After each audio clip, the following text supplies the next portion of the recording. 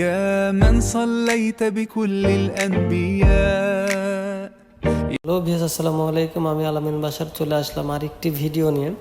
তো আজকে আমরা ইফতারি পার্টির একটা আয়োজন করি সীমান্ত অবকাশে।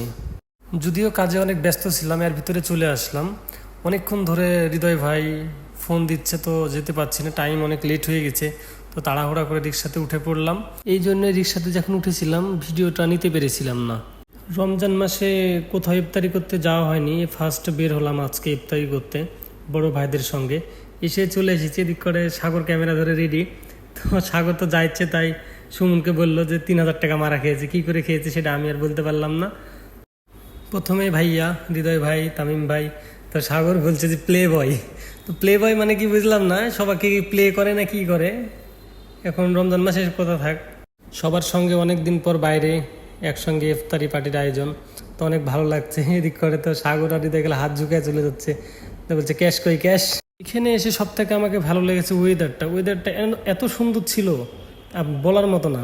আমাদের নিচে দেখতে পাচ্ছেন অনেক সুন্দর।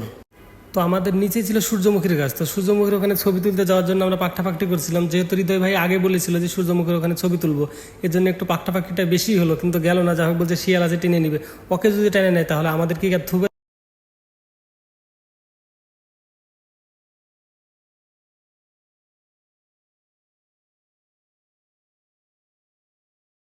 রোজা থেকে শরীর একদম শেষ। তো বাবু ভাই চলে এসছে আমার কাছে।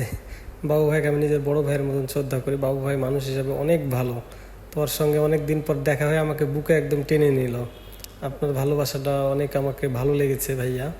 সাগর আর সুমনের অবস্থা তো একদম খারাপ। সাগর তো খাবো খাবো করছে, সাথে দেখছি সুমন একদম এমন থেকে তাকিয়ে আছে, বলছে যে না খাটলে আমি মরেই যাবো। তো রোজা থাকা কি দরকার, শরীরে যদি না কুলায় তাহলে। তবে জানি না এটা কে বসে আছে, দেখছি যে হৃদয় ভাইও সাথে বসে আছে, এই জন্য মিডিল দিয়ে ক্যামেরাটা তো আমি দিয়ে দিয়েছি একদম। মানে সবাইকে সুযোগ পেলে ছাড়ে না, তো আমি কেন ছাড়বো। আমরা সবাই মিলে একটু ফটোশ্যুট করে নিলাম, তামিম, বাবু ভাই, সব ভাই একসঙ্গে। দেখছি আমাদের ভাইয়া প্লে ভাই এখনো বসে আছে। তো ইতিমধ্যে দেখছি ওর পাজরে সাগর আবার যে বসেছে। বুঝলাম না, একটা অচেনা মেয়ের পাশে এরকম করে বসে থেকে টাইম দেওয়া মানেটা কি।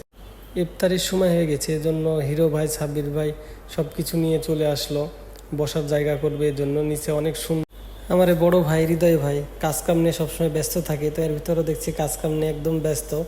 সবাইকে বলছে বসো, আমি সবাইকে খাবার দিব, এই তো বললে নিজে নিজে সবাইকে দিচ্ছে। খুব ভালো লাগছে এরকম ভালোবাসা, এরকম একটি আয়োজন করার জন্য সবাইকে অনেক অনেক ধন্যবাদ।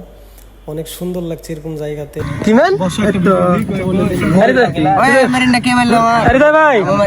বাবু ভাই কি ম্যান কানবো কিন্তু কান্দেন দেখি দেখি।